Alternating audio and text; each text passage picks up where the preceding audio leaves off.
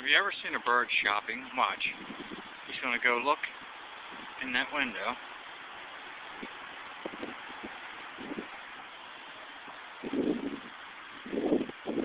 He's looking around. He's looking up for something.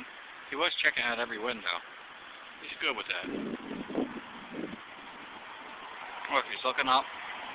Something up there. He's reading the nameplates. He's trying to find a taxidermist. He wants a friend of his died, and he wants to get him stuffed so he can keep an eye on him. Now he's got to go back over here. He's thinking about buying some property from Remax. He's looking up. Oh no! First he wants to check on some title insurance.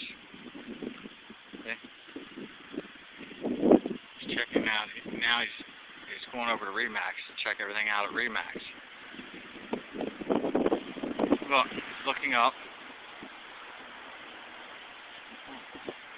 He's checking the tree. He's thinking about putting a tree in the house he's going to buy through Remax. And he's seeing if that was a good style. Now he's got to check over here, check this out, and see what's going on. Got to look up there. It is. Just got the phone number off of there, 695-2006. Wake up, Smelly. 695-2066.